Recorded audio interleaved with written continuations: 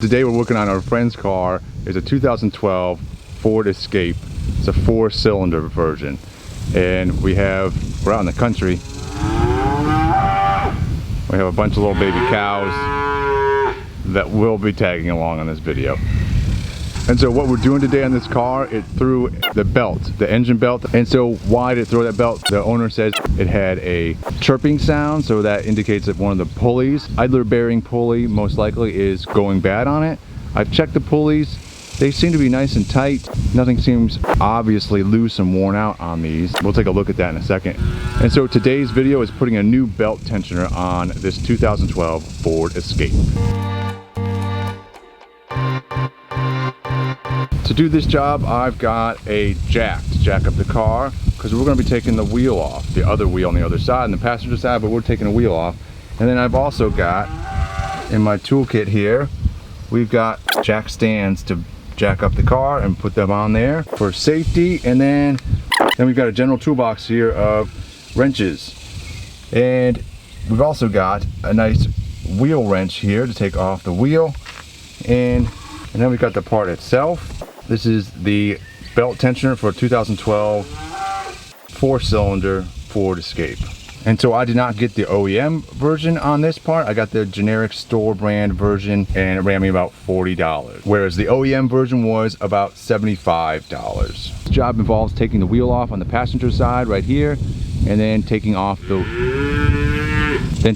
inner fender skirt, the little plastic skirt on the inside of the wheel well, and that allows us access to the belt, which is on the passenger side of the engine.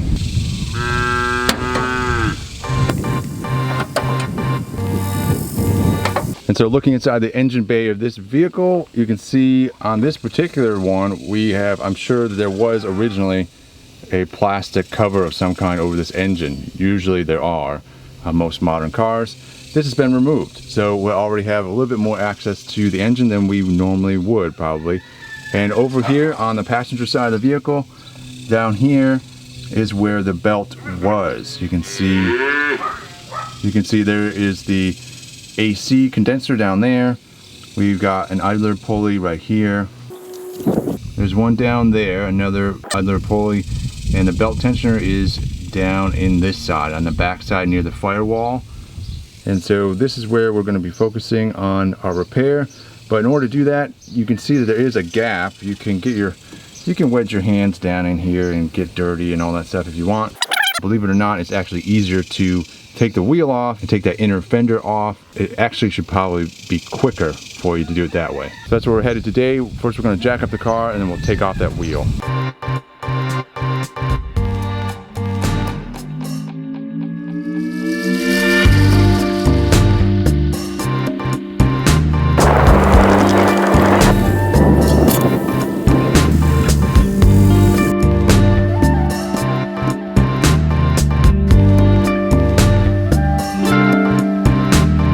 So looking inside the wheel well here, we got this inner plastic fender well or fender skirt right here. This guy encompasses that. It goes down underneath as well and comes over to right about here. So there's one of these guys. This is a little pop rivet, sort of plastic rivet thing that can come off very easily and then go back on, reusable. And then we've got a series of 10mm bolts. There's one there. There's one over there, and then down underneath there's another bolt right there, right underneath the front bumper, and then there is another one of those guys right there. So there's two like this underneath the front bumper. Closer to the fender well, there's another one right there, and that's much easier to access. All right, so I'm going to start with this little plastic rivet guy over here, and to get these out, I'm just using a screwdriver, a flathead screwdriver. A little indentation on this side of the rivet, you can see it right there. See, so now I have access to that little indentation. Get my screwdriver in there and just sort of wiggle this top part up. And so it pops out like that. And then the whole thing, that comes out. And then this part here should come out as well. And there you go, that's all there is to it. And so the way these things work is that this thing This thing pops out like that, and then this is loose. It allows this to compress like that, and you can pull it out. Once you push this down in like that, it no longer allows this to compress, and then you can't pull it out. All right, next we've got our couple bolts right here. There's one there and one there. They're both 10 millimeter.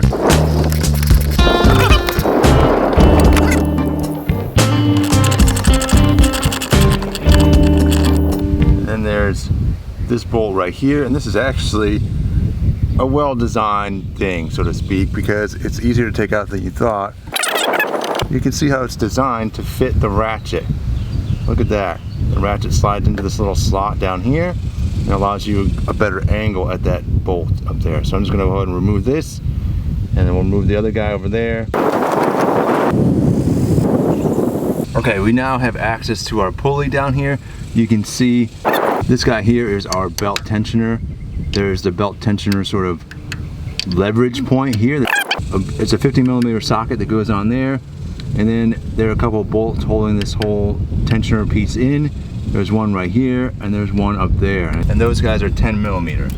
So the way this is designed to work, it's a spring-loaded tensioner. And so if you put your wrench on this 50 millimeter socket, pull it out like that. And this would relieve tension on the belt, and then this adds tension to the belt. So when you're putting the belt on and off, you would rotate it like so, put the belt on, and then let that go, and that would put tension on the belt and keep it on there. And so I'm not sure why the belt came off here in the first place. This seems to have adequate tension to me. We'll see how the new one is. If it's significantly harder, I can't imagine it would be. And then the pulley itself, of all the pulleys on here, this was the loosest one, and it doesn't seem that bad to me. So when I'm looking at a pulley, this is how I diagnose them, is that you spin them, and the more they spin, the easier they spin, the worse they are. That means the bearings, there's bearings inside here, and the bearings they come new with lots of grease packed in there. And over time that grease wears out, and then the bearings are allowed to rotate even faster. And so this one spins, it doesn't spin that fast. And then also, I'll grab it and rotate it like that, right? And so this one, I feel some play in there. There is some play in that. So that could be, the owner said that she heard a chirping sound, and so this could be the source of the chirping sound. And then if the tensioner itself is not putting enough tension on here, that could have allowed the belt to come off. We'll put a new one on there and see what we end up with. Bolt at the top, this guy right here, we're going to take that off. It's a 10 millimeter. And then the bolt at the bottom, that guy right there, we're going to take that off as well. That's also a 10 millimeter. And then this tensioner should come off, and we put the new one right on there.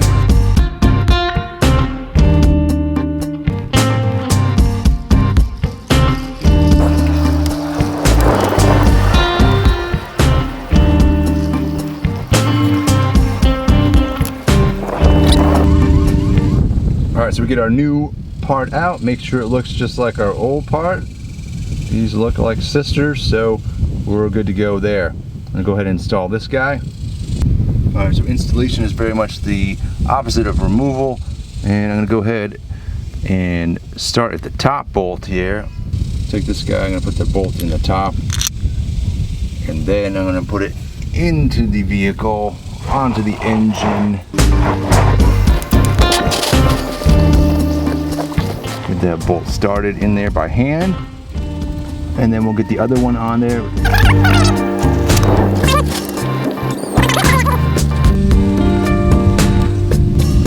Alright, now that they're started in there by hand, I'm going to go ahead and tighten them down the rest of the way with the wrench.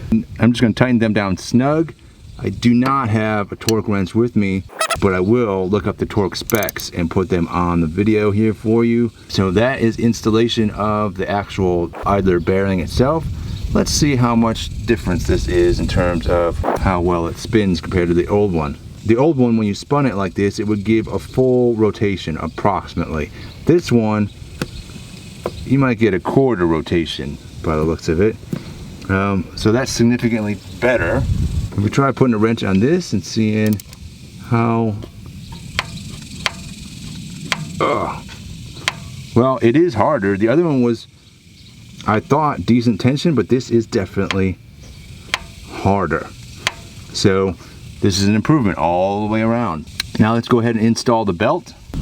All right, and so looking at the engine bay here, on the very front here, there's a diagram, and so it gives you a diagram for both the V6 and the 4-cylinder, which is what we've got here. This is a much more complicated looking belt arrangement, but it's right here for you so you know what to do. This one right here, this is our main crank right there, and then we've got the alternator and this other pulley up top. The tensioner that we just put in should be this guy over here in this bottom corner, bottom left corner. And so I'm going to go ahead, try and get this wrapped around here as best I can and get it close to the tensioner down here, and then I'll be able to use the wrench, get the tensioner, pull that to the side, and hopefully get this belt down there without too much problem. But this is the pattern we're looking for, so let's see what we can do. And so when you are putting the belt on, something to note, the belt has one side that is ribbed right here and another side that is flat. Both sides will come into contact with pulleys on the engine. So which side do you know is which? Well, you can see the pulley itself, this one has ribs on it, and then right below that one there's another pulley down here that is smooth. And so when you're installing the belt, you know that the smooth side of the belt should be on the smooth pulley if it comes into contact with anything, and the rib side should be on a ribbed pulley if it comes into contact with anything. So that's a general guide to let you know you're doing the right thing, you're in the right direction at least. The belt itself, this belt looks in good condition to me. There are no obvious signs of wear. There's no cracking. Normally if the belt starts to get old and overheated over time, the rubber wears down. And the first place you usually start to see cracking is in the ribbing section here. And so I can look at this, examine it, bend it like this outwards, and I see no cracking. And the rubber itself feels like new rubber, nice, soft, pliable rubber. So that's a good sign. And so we should be able to continue to use this belt. All right, so I've got my belt looped on here as best I can everywhere except for the tensioner. And so I'm going to go ahead and put pressure on this guy and see if we can get this belt on here. And I'm actually going to go ahead and use a regular wrench for this. It allows me the most leverage. Hopefully should make this a little bit easier, I'm hoping.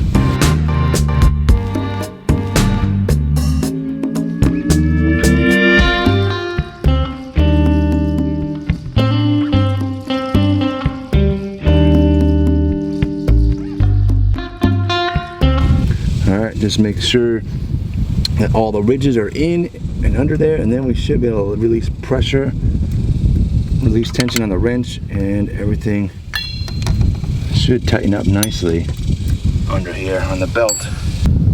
Now you can see the belt here has nice tension on it. That's what we want. And I'm gonna go around and check all the little grooves on the belt where these ridges go into the pulleys and make sure everything is lined up appropriately. So all the grooves are fit together, all the little ridges and the grooves on the belt and the pulley are all lined up. At this point, everything looks in good order. I'm gonna go ahead and start the engine and make sure the belt runs and rides on the pulleys in a nice smooth manner.